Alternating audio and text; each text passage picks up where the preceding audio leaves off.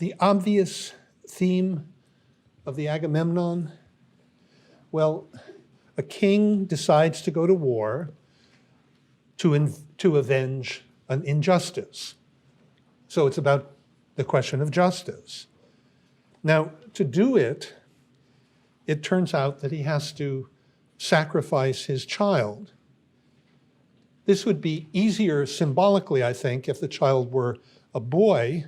You know, old men decide to go to war, and traditionally it's young men who have to die in the wars that old men decide. So if Agamemnon were sacrificing Orestes instead of Iphigenia, you could say, oh, this is a symbol for what war is always about. It's not a young man, it's a daughter. Now the mother of the child will not forgive him and ends up taking revenge.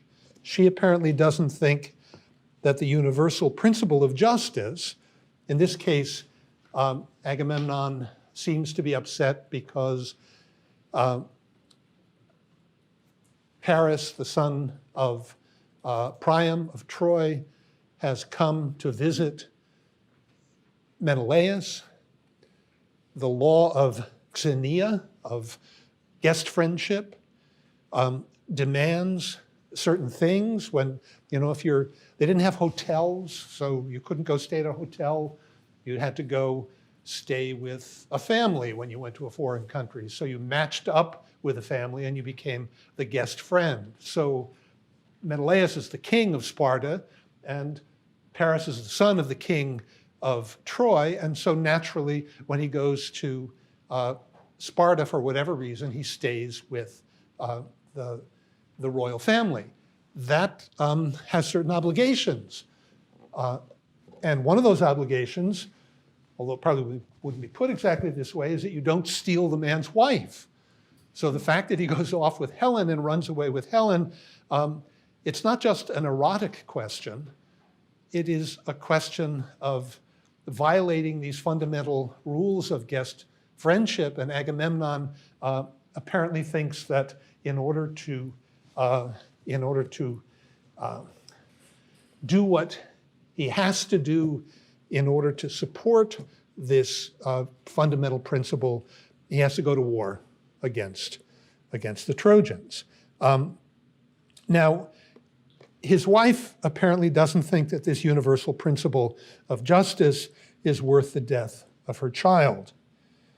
Or you could say, for her, the claims of one's own, of one's family, outweigh the claims of justice or right as a universal principle as understood by the political order, the city, the polis. Now, this is what the mother in some way stands for in her much more immediate connection to the child. She knows immediately by way of suffering, literally labor, and then birth, that the child to which she gives birth is her own. The relation between them, you could say, is perceptual. The father, forgive the pun, but his connection is conceptual.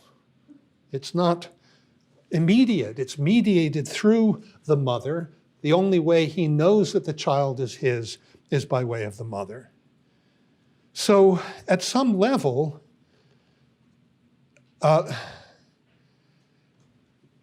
this is the issue of the trilogy, and it turns on this question. The issue of the trilogy is justice, and it turns on this question. Now, the Agamemnon is, of course, a part of a trilogy, the Oresteia. I mentioned last time, it's the only one we have. We noticed on Monday that there are really three strange things about the trilogy. I mentioned to you, some of you have already noticed it. This is not, the plays will get easier to understand. This is perhaps the most difficult play simply to understand on the level of language. The language is lush and thick, but frequently you're not quite sure what's going on. So the trilogy moves from this lush language to much more prosaic language in the last play, in the Eumenides. We notice too that in the Agamemnon, the gods, Hephaestus, Ares, are more or less interchangeable with certain natural phenomena. So Hephaestus with fire, Ares, maybe not natural phenomena, but particular phenomena, Ares with war. The line then at 160, Zeus, whoever he may be, is important. Now, we also remember what happens, or remember because I told you, remember it yourselves when we actually read the plays, but what happens between the second play and the third play is that Orestes is beset by doubts and guilt, and these get characterized as Gorgon-like. He feels he's being pursued by Gorgon-like hags. I don't think he calls them the Furies at that point, but it's clear when we begin the next play and we discover the prophetess at Delphi running out from the temple, describing what she's just seen. And on the one hand, she's seen Orestes with a sword, all bloody. And on the other hand, she's seen these 12 Gorgon-like hags who have, for some reason, fallen asleep.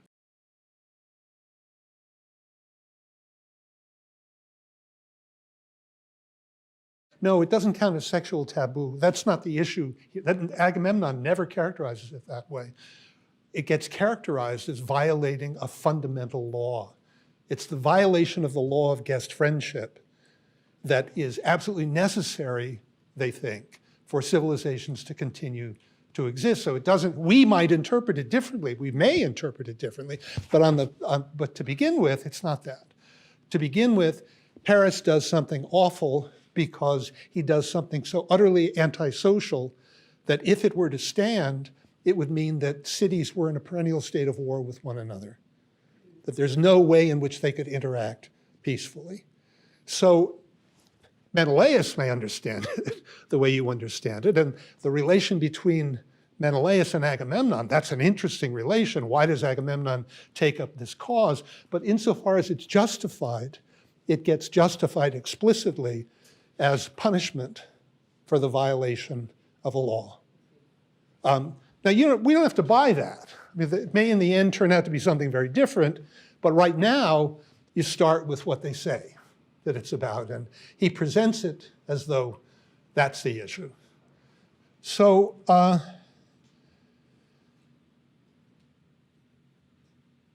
then the third strange thing was the prominence of this word, decay, justice, but more specifically, the prominence of this use of it in the accusative case to mean like or in the manner of, which introduced the question of likeness or images. And we noticed, again, I noticed and I told you, and therefore you noticed, that this use of decain occurs more in the Agamemnon than in all of the rest of Greek literature combined. So the question that we sort of concluded with last time was this: what might connect justice, the question of justice, the obvious issue of the trilogy, to the question of likenesses or images or poetry? And how might this in turn be connected to the transformation of the language, Agamemnon to Eumenides, lush to plain, and to how we understand the gods? So we'll pick it up there in a minute, but first, some helpful terms. These come directly out of chapter 12 of the Poetics. So if you want to look for them, they're there. Just for dividing up a tragedy so we know where we are. The part of the play called the prologue comes first. This is a speech or a dialogue between two characters that occurs prior to the entrance of the chorus. Then the parados. That's the ode that the chorus sing while they enter. And then episode, which is the dialogue among characters, sometimes characters and the chorus, that occurs between choral odes. Choral odes are called stasima, singular stasimon. That's a choral ode that's sung not while entering or leaving, but while in place. An exodus is what follows after the last stasimon. A comus is a choral lamentation and answers from a character on stage, which is placed in the drama in place of a choral ode or stasimon. Now finally,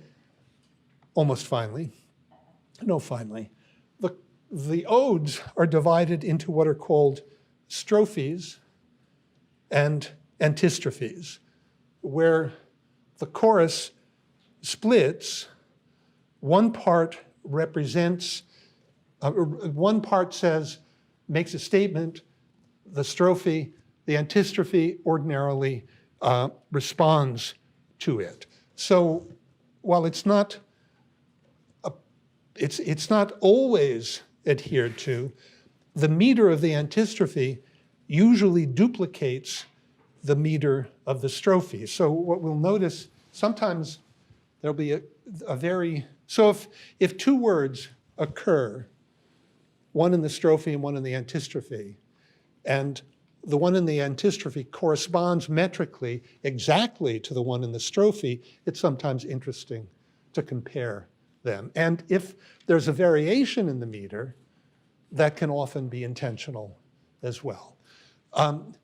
I want to do that just because I'm going to use those terms today, so I didn't want to just spring them on you. So let's turn to the Agamemnon.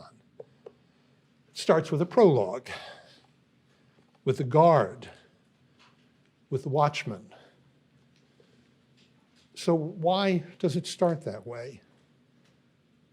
Everything he says, the guard, the watchman, could have been reported by the chorus or by Clytemnestra.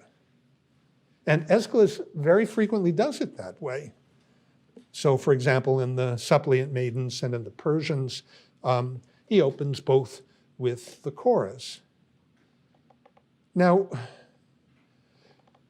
this prologue roughly divides in two.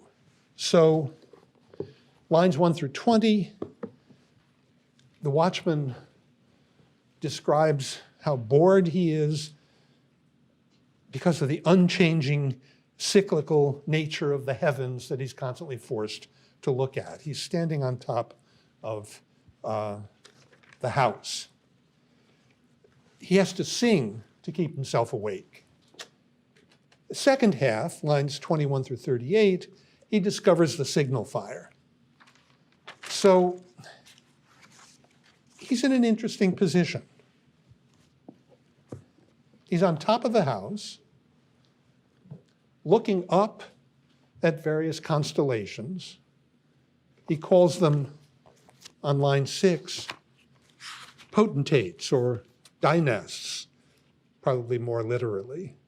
And those who bring winter and summer to mortals, the bright potentates shining in the sky. He's looking down on the house of Atreus, who is Agamemnon's father. So the prologue presents us with the image of a problem. You could say, how's it possible to put together the universality and unchangingness characteristic of the heavens with the particularity and change that's characteristic of human affairs? It may be the house of Atreus, but Atreus isn't living in it any longer. It's now the house of Agamemnon, and he's not even living in it at the moment. Now, if you think about it for a minute, I mean, we're jumping the gun, but that's okay. This really is just the problem of justice. The eternal order of things is indifferent to the human. The watchman's bored. And the human, what doesn't bore, our own experience, is something from which we cannot be detached. So justice strangely requires that we, on the one hand, be interested in how things turn out without sacrificing the detachment that's supposedly necessary to make the judgment about what's just. Or put it this way, justice requires fairness, but to be fair means detached observation, means looking at things in terms of timeless standards. The alternative to that would be something like vengeance, something like the Oresteia. But human beings aren't detached. Think about what the chorus are just about to say, pathe mathos. We learn through suffering. Knowledge requires suffering. You've got to be an interested party in order to actually take, in order to have a motive to look at things. Or put it still differently, you could say, you put it in this way, what a strange thing it is. If I ask you, name to me your most powerful experience of justice,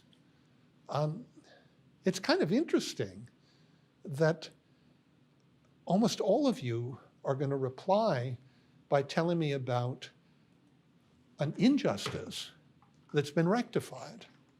That's what the experience of justice is. If things always work the way they were supposed to, they would sort of pass by us and we sort of take it for granted. Things would all fall into place as they ought and it wouldn't startle you at all. No, the experience of justice has to do with, that's not fair. You can't do that to me, which of course you only say when someone has just done it to you, which is a little odd. But the experience of you can't do that to me is our fundamental experience of justice, but it's impossible unless justice has been broken in some way. So it turns out to be the case that you put it in this way. If the fundamental experience of justice is one of injustice, such experiences are always suspect. The injured party inevitably tends to overestimate their injury. And yet, justice is really only of interest, finally, to those who are injured.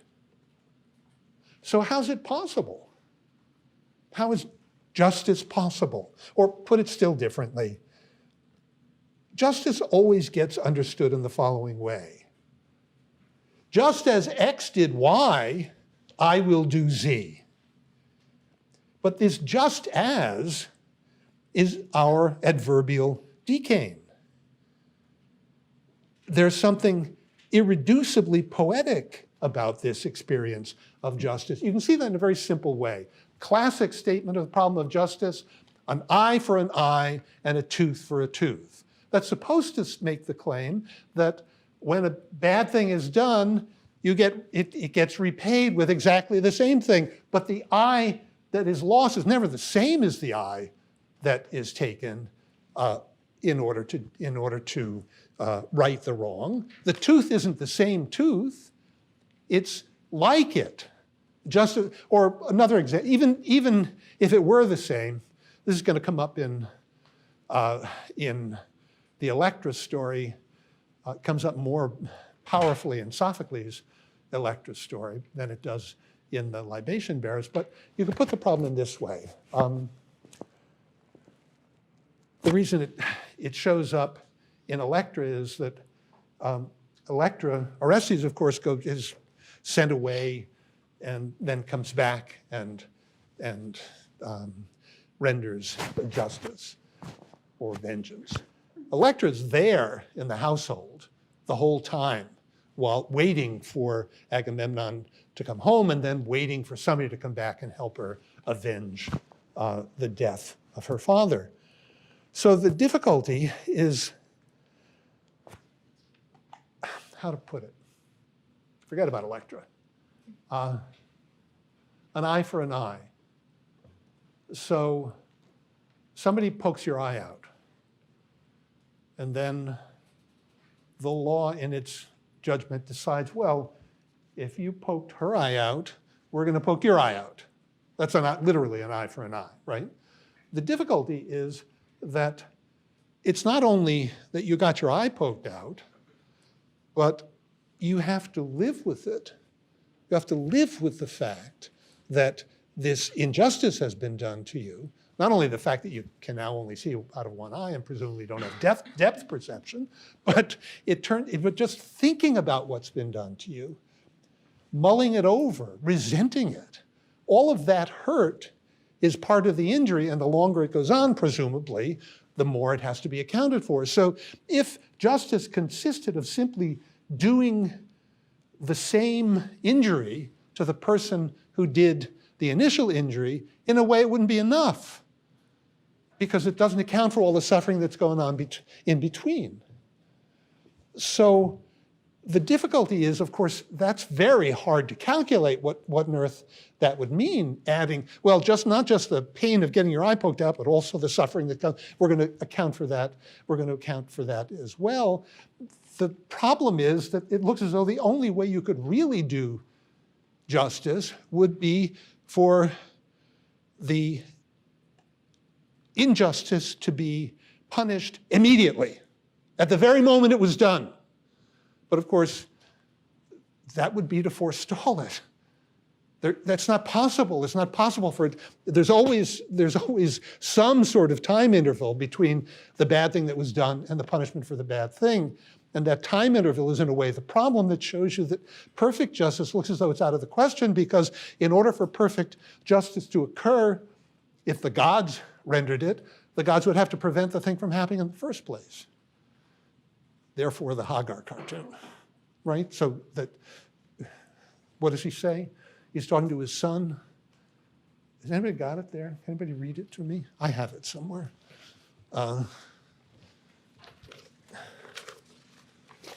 Cartoons are wonderful philosophical instruments. So he's talking to his son. His son's name is Hamlet, which is interesting. Son, it's wrong to waste your whole life trying to get even. Always try to get even as soon as it happens. That's his version of this problem of perfect justice. Okay, let's see how this issue emerges in the Parados. Now, this runs for 216 lines from 40 to 256. It's one of the most beautiful choral odes in Greek tragedy, divides into 5 parts. First part, lines 40 through 82. 12 old men who didn't go to Troy because of their age begin an account of the war. So if you look on your page 30, I think we have the same pages, it's line 41. Somebody tell me if they've changed the text. Top of the page, where, let's go back to the last line on page 29. It is now the 10th year since Priam's great adversary, literally in Greek, Antidikos, at law, Menelaus and Menelaus Lord, and with him Agamemnon. Now,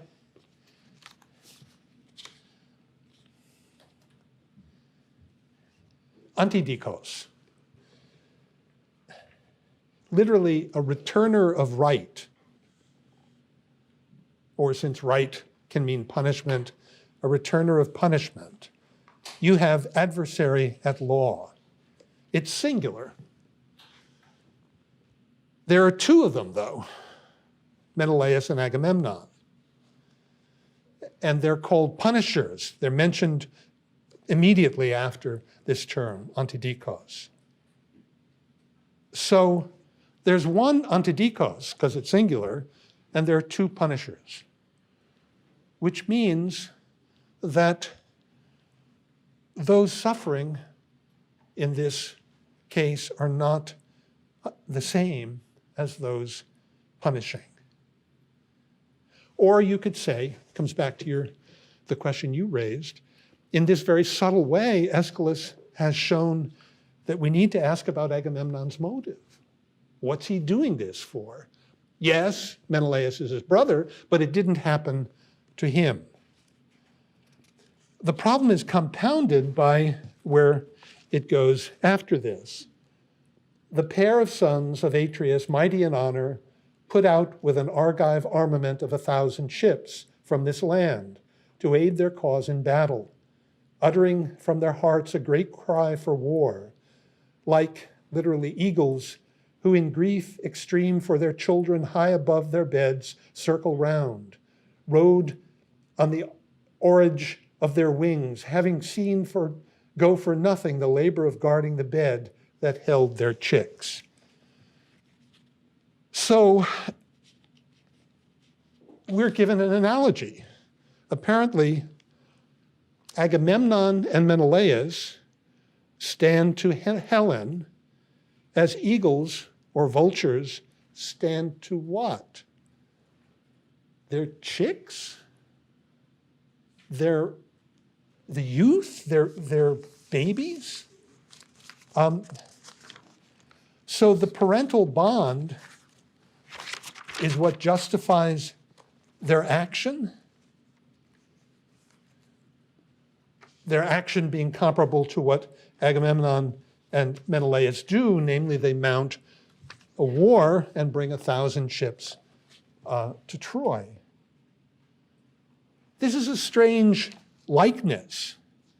It is, the word is used here, decain. It's a very strange likeness, given what Agamemnon will do to Iphigenia in order to get this war moving. So he's done a very strange thing. He's saying, oh, these two guys are just like eagles who are avenging the loss of their children. So what does Agamemnon do in order to avenge the loss of his brother's wife, who is being likened to a child? He kills his daughter. So we know we're not sure what's going on. Aeschylus is surely aware of what a strange image he's given us. In part 2 of the chorus, 83 through 103, what has happened, Clytemnestra, that you offer sacrifices? So they notice that there are sacrifices going around all over the city. They see that something is up. They want to know what it is. They're not talking to her.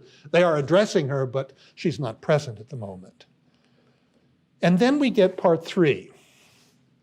We get a thing that happens that they all see, a portent, and then the seer Calchas interpretations of what happened.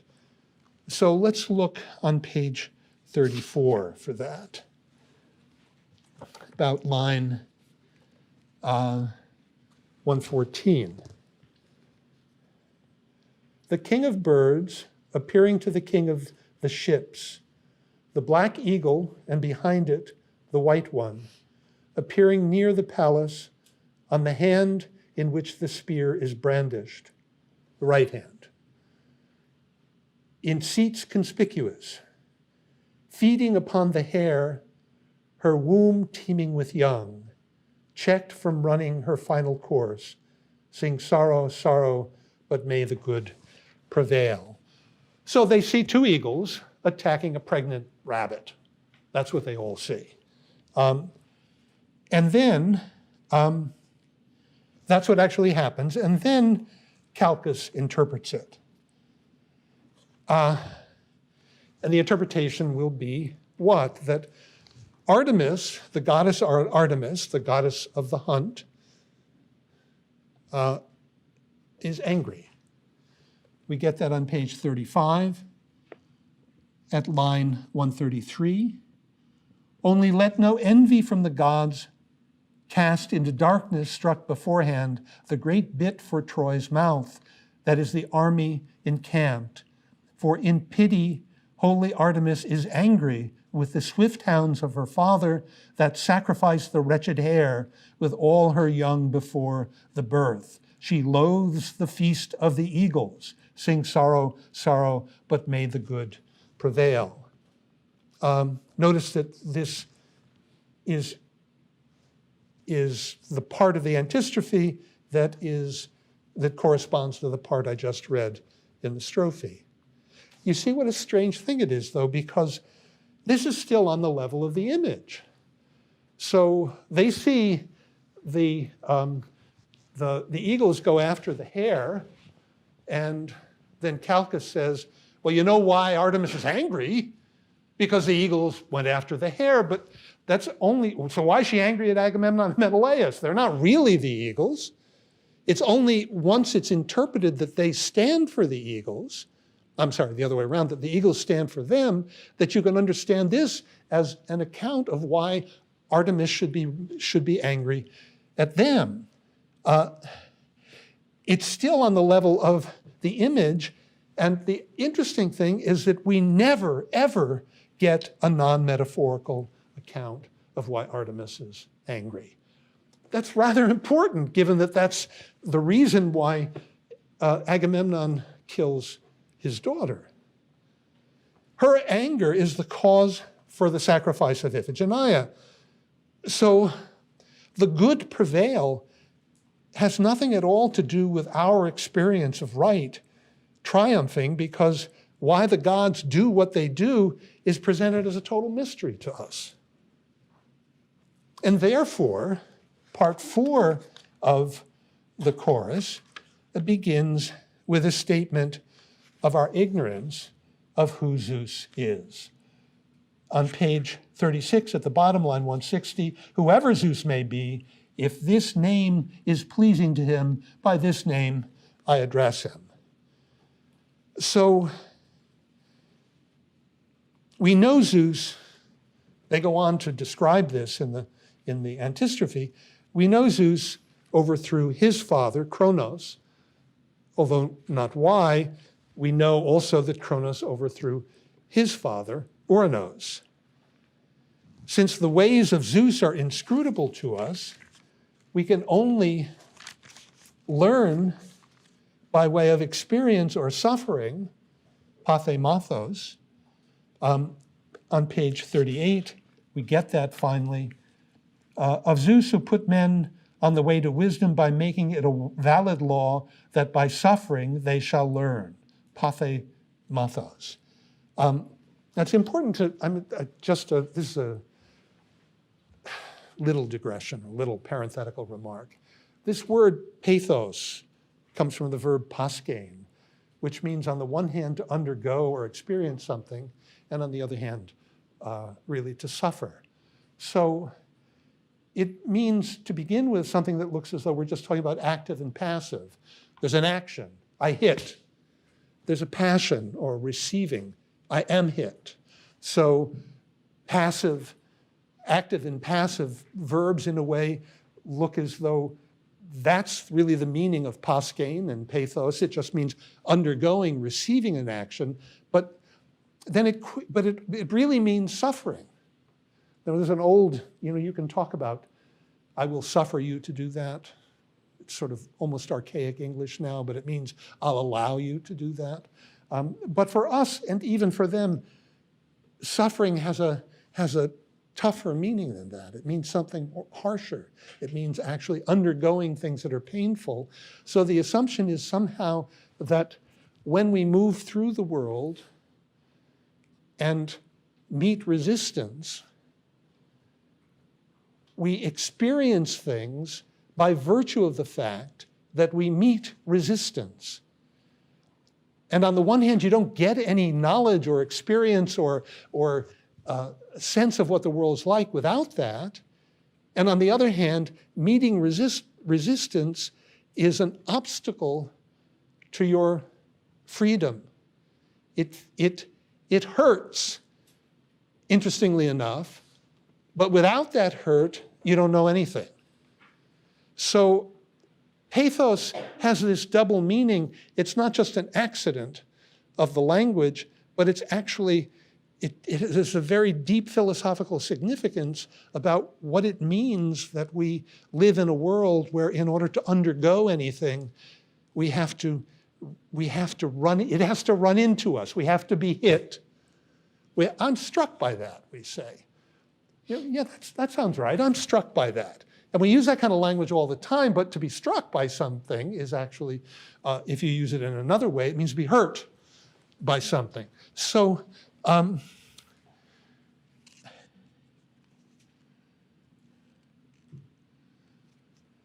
Zeus's justice is not experienced by us as justice. That's what it means that we don't know who he is. There are a lot of parallels. You should think about the parallels between this story, the story of Iphigenia, and the story of Abraham and Isaac. Finally, part 5, lines 184 to 257, they describe Iphigenia's sacrifice. This is, in a way, one of my favorite parts of this play, the early part of the play anyway. So they describe how Agamemnon first didn't want to do it, and then finally he gave in. And then there's something peculiar at line 248 through 249. We're now on page 42, where we get this. And what came next, I did not see, nor do I relate it. But the arts of Calchas do not fail of fulfillment, and justice sways the balance, bringing to some learning by suffering. What is it that they're talking about? What came next they didn't see? They averted their eyes? Yeah, so what's interesting about that? Where were they? I mean, up until now, it could have been, telling the story that they'd heard, but perfectly plausibly. Could be a secondhand account. This is what happened. But at a certain point, they say, now I couldn't look. Well, what does that mean? Where are they? Where does the sacrifice take place? I'm sorry? I didn't hear. Publicly. But where in particular? I'm thinking place. Aulis. Iphigenia at Aulis. That's the play that's written about it. Aulis is 200 miles away from where they are. That's where the ships stole, right? Where Agamemnon, you've collected 1,000 ships, you're supposed to be going off to Troy, and the winds keep pushing back, and the gods must be opposed to this, and so that's why he presses Calchas, and Calchas says, well, remember those eagles? Artemis is mad. In order to get her happy, you're going to have to sacrifice Iphigenia, and Agamemnon says, I can't do that, I can't do that. And then gradually he says, well, actually, I could do that. Maybe I will do that. And then he sacrifices her, and then the wind clears up, and they go to Troy, and it takes 10 years, but they beat the Trojans, right? But they're at Aulis. The 1,000 ships aren't just from Argos, they're from all over Greece. So they've met at Aulis, and then now they're stuck with no winds to carry them. So the chorus, remember who they are? Who are they? They're 12 old men who couldn't go to Troy because they're too old, right? So, and that was 10 years ago. So how come they're right? Good point. What are they doing there? Why are they there? Well, think about it this way. Agamemnon went off to Aulis with his ships. Now, did he say to himself, I think I'll take Iphigenia along just in case we need to sacrifice her?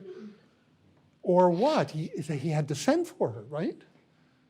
But you don't send a little girl from Argos to Aulis all by herself. Who's left in Argos? Well, these old guys who didn't go because they were too old. They couldn't go to war. It doesn't mean they couldn't go to Aulis.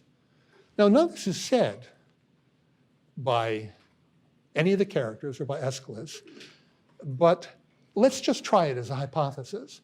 Suppose they escorted her to Aulus. What does it mean about them? How have they been presenting themselves so far?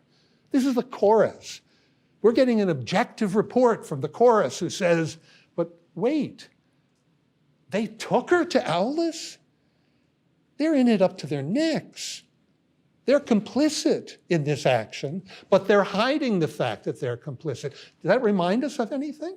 Yeah. It reminds us of, on the one hand, the objectivity that's required and detachment that's required for justice. And on the other hand, the fact that none of us are detached in that way. And therefore, we have in front of us a chorus which has a concealed motive. They're terribly ashamed of what they did, on the one hand. And on the other hand, they're presenting themselves as though they're utterly detached and it doesn't have anything to do with them. You had a question? Oh, no. Okay. So, what's the point?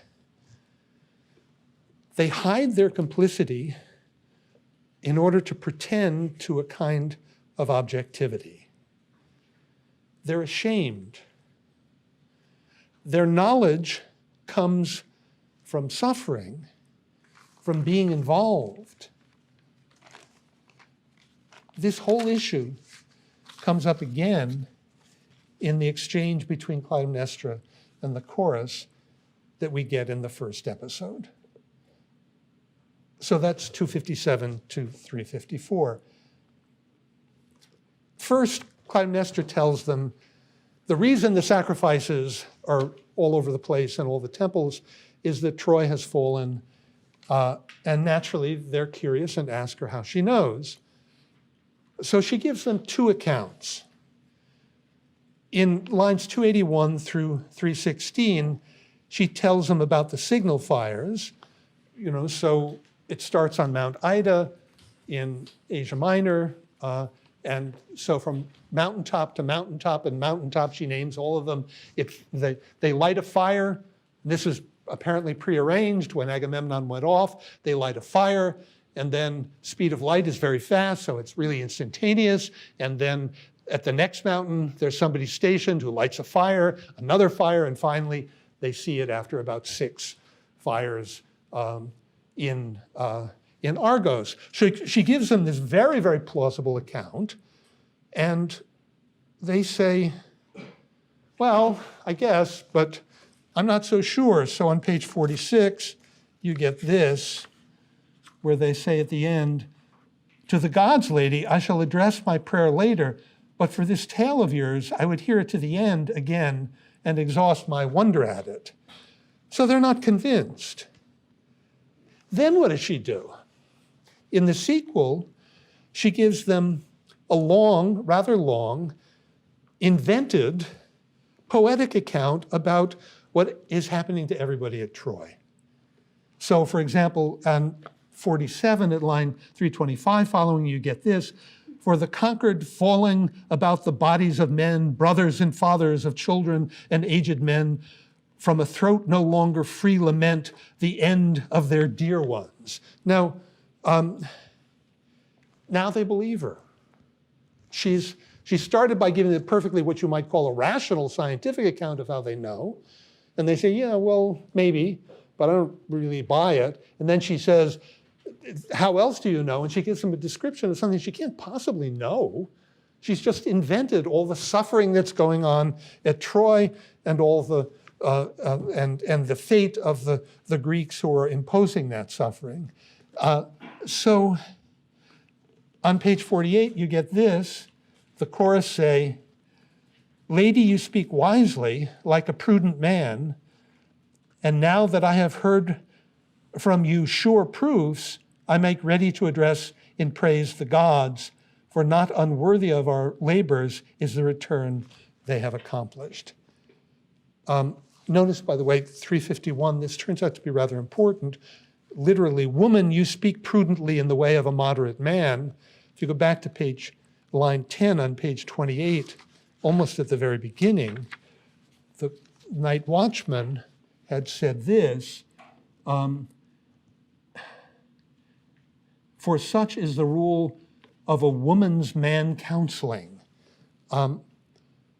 Literally, thus rules the heart of a woman being of manly counsel.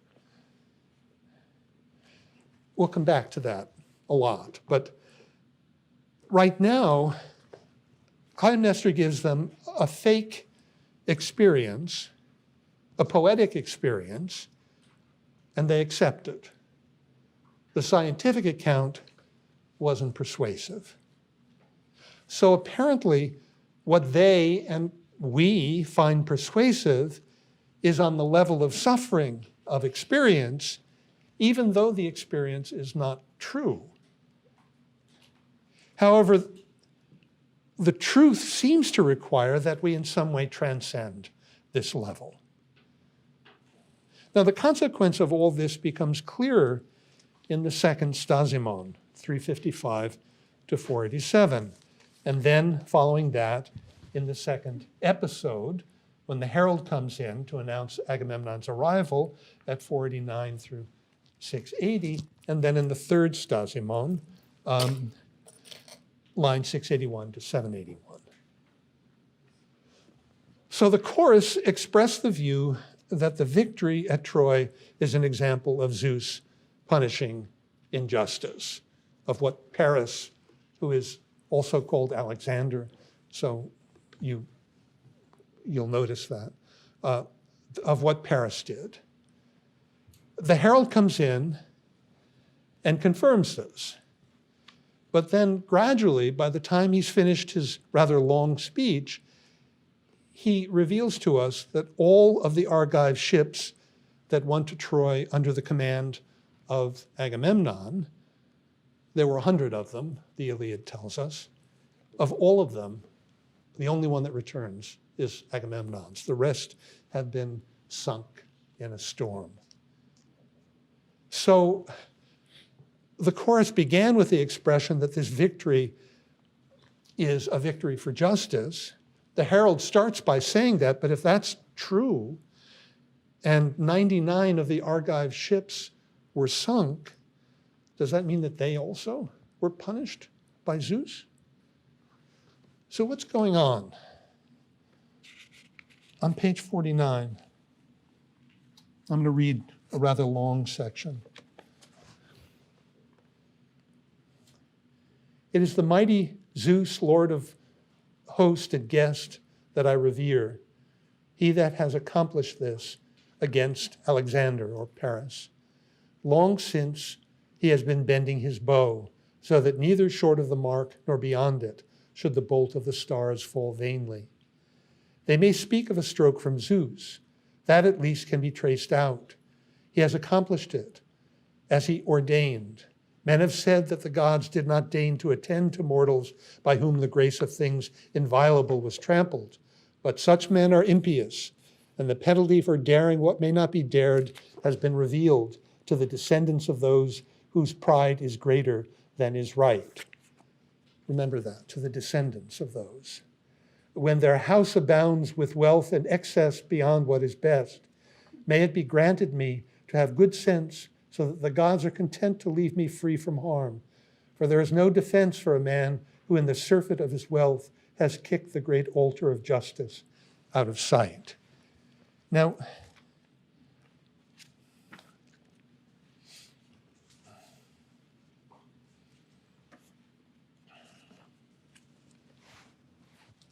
so what's the problem of justice?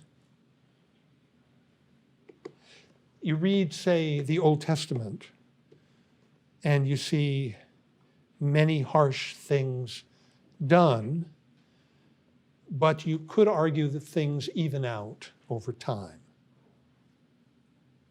And yet, no character in the story experiences this evening out. Even here, we get an account that says, and the penalty for daring what may not be dared has been revealed to the descendants of those whose pride is greater than is right. That means not to the people who did it, but to the people to whom they gave birth. So, in order to experience this evening out, you have to imagine it. Now, similarly, in the Oresteia, the story, one way of interpreting it is that in the long run, the evil are punished for their evilness. So the Agamemnon tells us a story of the death of Agamemnon, presumably for the killing of Iphigenia. But it's not just the death of Agamemnon. There's always a little added business, and along with his death is the death of Cassandra. But the libation bearers tells us that the death of Clytemnestra and Aegisthus, it tells us of the death of Clytemnestra and Aegisthus, who were the killers of Agamemnon and Cassandra. Now, the chorus here make precisely this claim about justice. Things even out over time. What they claim in general to be true, though, they have no experience of in particular. It's really important to remember that the chorus of the Agamemnon is not the same as the chorus of the libation bearers. So it'd be one thing if you had these 12 old men in the Agamemnon and then they were witnesses to what happened in the libation bearers, but they're probably dead by the time the libation bearers starts. So there's no experience of the evening out, and the evening out is precisely what justice is supposed to be. Even in the Eumenides, where it looks as though justice gets established when law takes the place of vengeance or vendetta, the jury tries Orestes and splits down the middle. So they don't all experience the same thing. Half of them think that he's innocent, and half of them think that he's guilty. The pattern of justice, of decay, of right, is known to whom then? The only location of an awareness of this pattern of justice is in the audience who hears the whole story. You. So, question, is it possible ever to experience justice or right having been done? It looks as though it's only if it's pushed beyond experience. The chorus pretty clearly tells us at lines 475 through 78 that they won't believe anything but what they see. So the problem with that is that they'll never see justice. So it looks as though justice, right, decay, is necessarily connected to decaying, just as, and in two ways. We experience justice naturally in this way, by setting up an analogy. The analogy leads to something like vengeance. So once again, an eye for an eye is never simply an identity, but always has the form, this is just like that, which it can never be.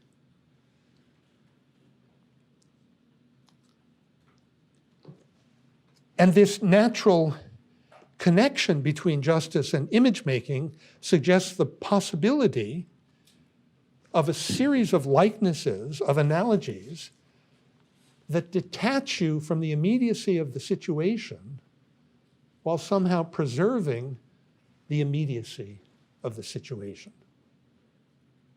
So you could say, Aeschylus is slowly making a powerful point about how deeply justice is connected to poetry. Remember Clytemnestra's second account. And finally to tragedy. And that's where the Oresteia is headed. It's taking us to think through the necessity and the character of this connection between poetry on the one hand and justice on the other hand, and especially the connection between a certain kind of poetry and our experience of justice. So it's making an extraordinary claim for the importance of tragedy. it will turn out that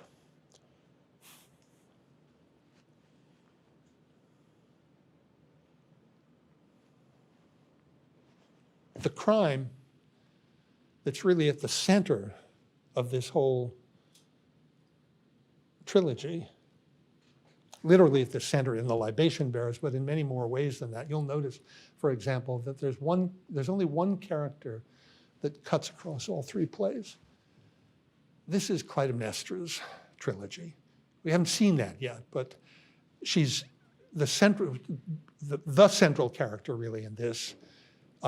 And in the next play, and she appears in a dream in the third play. So the death of the mother, the killing of the mother, that's somehow crucial for what Aeschylus has in mind. What's interesting is that the traditional story about the founding of about the Areopagus, why it becomes, and it's called the Hill of Ares, Areopagus. Why? Because that's where Ares was tried, and not by Athenians, but by the gods. So it becomes a place of trial because something that happened, an entirely different myth. Aeschylus chucks that myth. It still happens on the Areopagus, but now we're talking about the founding of the Athenian legal system, and that has something to do with the legal status of matricide. That's a peek ahead. I'm kind of finished, and that leaves you a lot of time to ask stuff, if you want to ask stuff.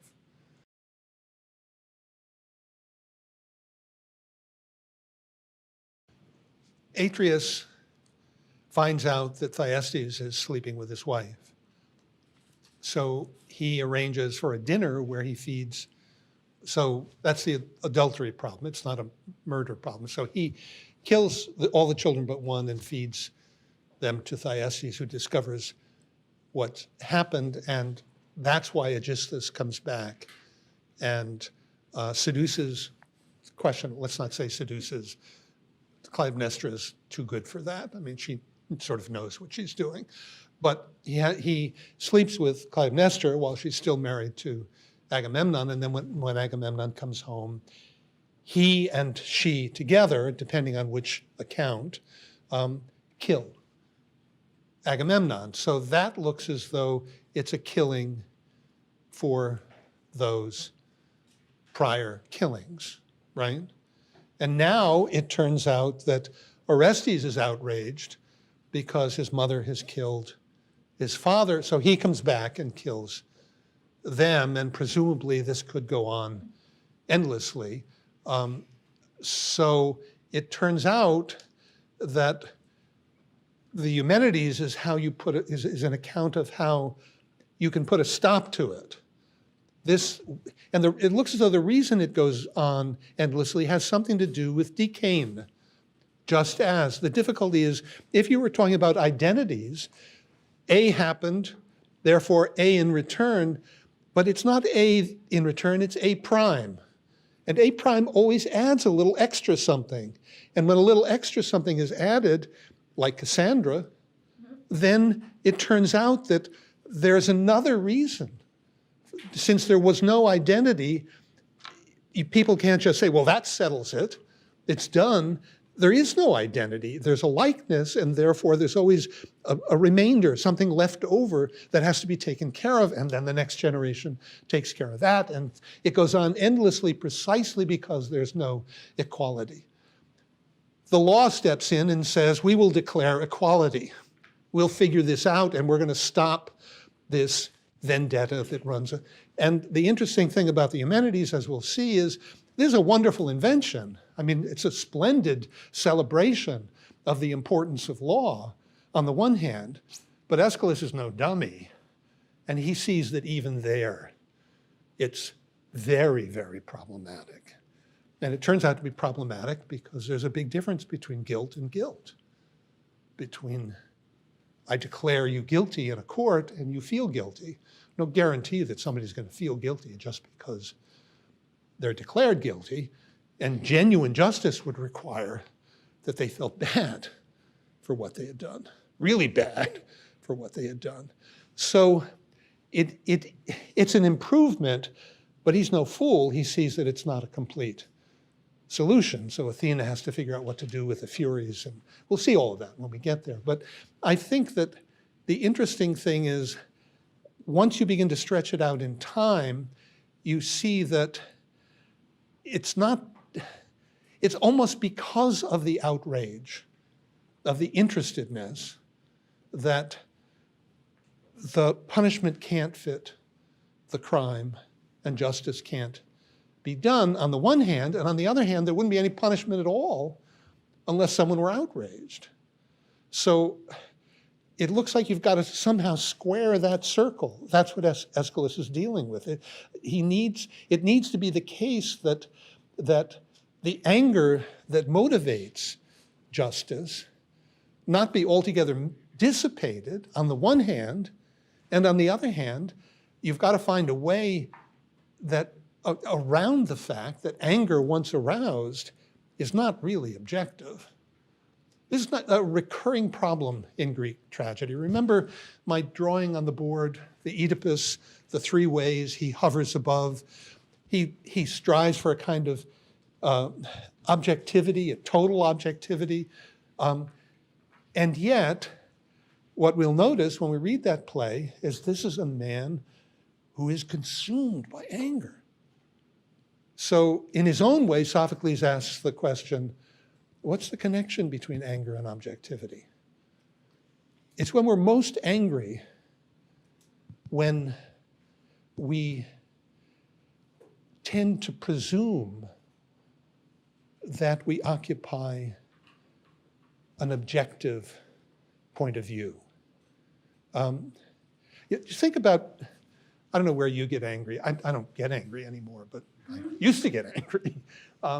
And one of the places, it must be because of the pounding of the water, but we all rehearse at some point the various slights that have been done to us over the course of the week. And for me, it's always in the shower when that comes to. But it's interesting, you start with a very specific thing that's happened to you, and you're upset by it. So you have a fight with not yours, but my wife, say, and it starts off by saying something like, that was so nasty. And then pretty soon you're up to, she always does that to me. And then that gets general, the tendency of anger to generalize and turn a very specific hurt into behavior that's characteristic. And why does she always do that? That's anger at work. And that's the connection between anger and generalizing. And it's the form that our initial feelings of justice and fairness tend to take. And that's the problem that Aeschylus is grappling with.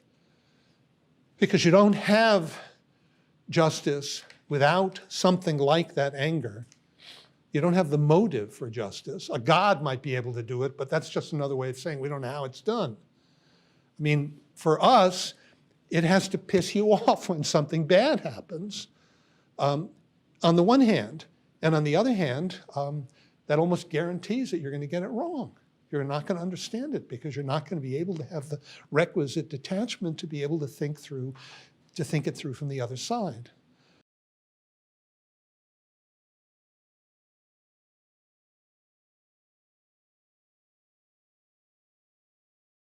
One has to think about that. That's important. But you also have to think about the very last move that you made. If it were simply fear, he wouldn't necessarily appoint himself the vehicle for seeking justice. He's taking it upon himself to act in Zeus's stead, you could say. So there's something else that gets added in. Otherwise, if it were simply fear, you could kind of run away or tremble or say, oh my God, this will happen again, and then the whole world will fall apart. But there's nothing there that requires that you organize all of Greece and gather 1,000 ships together and sail off to Troy and fight a 10-year war. I mean, part of what's going on there is, admittedly, this man wants the glory of having done that, of having taken up Zeus's cause. So it's complicated, but having all that said, I think you're right, that you need to think about, I mean, in a way, you could put it in this way. If we weren't vulnerable, then we wouldn't get angry. An all-powerful being, presumably, wouldn't have to get angry, just swat away it would be like a pesky fly trying to. So the fact that you get so angry, we all know that too in your own shower episodes, that you don't go over and over and over this stuff unless it points to a kind of vulnerability that you would prefer that you didn't have. This exposes your vulnerability, and you hate that. And knowing that you're vulnerable in that way is a version of what you described as fear. So I think, this is early days, but we need to keep in mind what you said.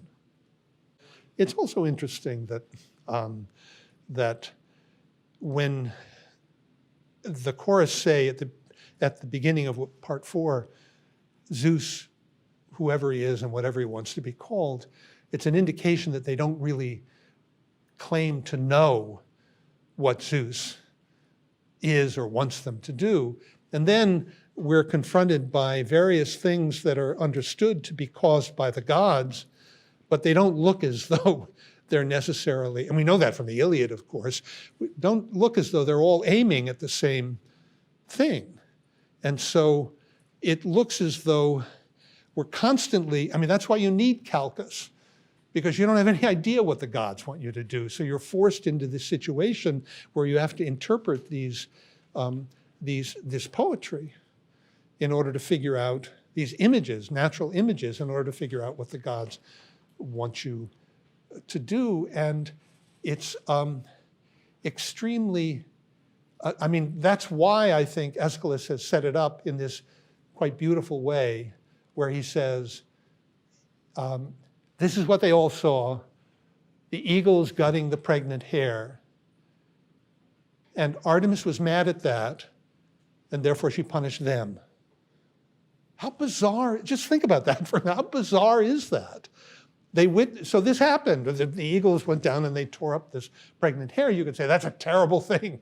But you have to identify the eagles with Agamemnon and Menelaus before you are willing to say that that's the reason why the winds have failed and they can't go to Troy. But why should it's an image, and everything occurs on the level of the image, and you never get past that. It's not that you can't point to anything that Menelaus and Agamemnon actually did that makes her so angry at them. And the play gives you no help whatsoever. It's an absolute mystery why they should be stalled at Aulis. That's really very beautiful. That's a beautiful depiction of the situation human beings are in vis-a-vis the gods.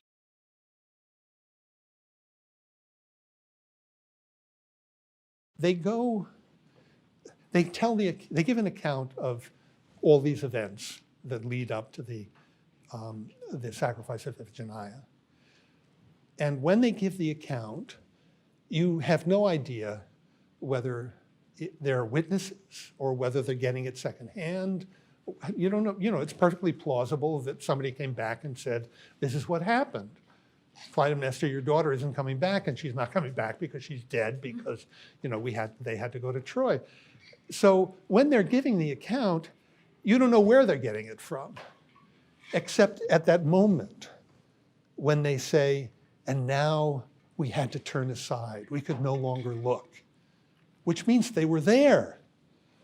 But they had identified them in the very beginning. They had identified themselves in the very beginning of part 1 as too old to have gone to Troy.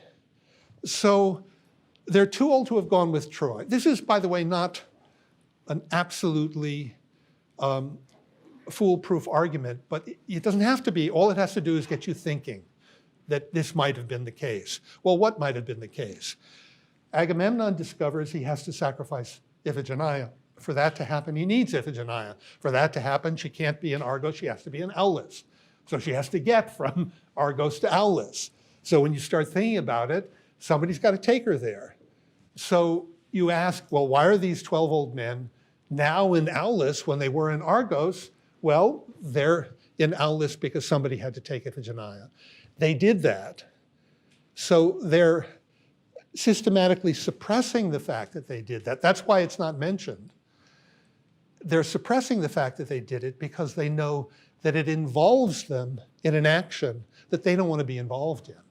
They're ashamed of the fact of what they did and therefore suppress it. And Aeschylus has just beautifully, you're not allowed to say, oh, that happened. What you're allowed to say is, oh, did that happen?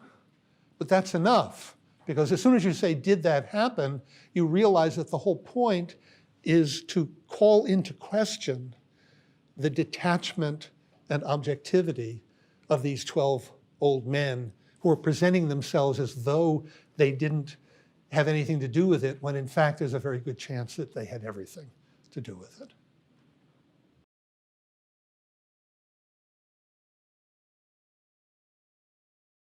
You can make a case for Artemis's anger, right? But you have to make the case. Aeschylus doesn't do it for you. Nowhere is it said. Why? And not to mention the fact that if she was angry, it's very unclear why the sacrifice of Iphigenia would be required in order to now Agamemnon is forgiven and he can go off and 10 years later sack her beloved Troy. So it's complicated under any circumstances. You don't really understand, when you're confronted in a book like this, true of, say, Platonic dialogues as well, you're beating your head against the wall and you're confronted with a problem that looks terribly important to you, but you just can't solve it. Sometimes it's good to step back and ask yourself the question, maybe that's the point. Maybe the point is it's terribly important and I just can't solve it. And that inability to solve it turns out to be what you're supposed to learn, what you need to plug in order to understand what's happening. So it looks as though, if you put yourself psychologically in Agamemnon's situation, he's got to believe that Artemis is angry and that this symbol of the hair and the legals is the reason for her anger. And maybe we can figure, but he certainly doesn't know yet that Artemis is opposed to the Trojan Wars. So he's got to be very puzzled about why he needs to kill his daughter to appease her anger. But in fact, it looks as though, that's why I suggested the comparison to Abraham and Isaac. In the end, it's really not clear that he can know. You can create a case, and I think that's a plausible way to begin thinking about it if you were to do that. But the fact that you have to make the case, you're just Agamemnon. Agamemnon's sitting there scratching his head and saying, well, maybe Artemis, because she's the goddess of, maybe she wants Iphigenia for that reason, or maybe she really is in favor of the Trojans, so she doesn't want us to sail, and so we have to pay a heavy price, but why it should be my daughter, I'm not. You see, you're in exactly the situation that Agamemnon's in, trying to figure this out from what looks like it's very insufficient evidence, because all you get is this metaphor. And it's perfectly reasonable for you to want to do that, but the fact that you want to do that is precisely a sign of what's lacking here.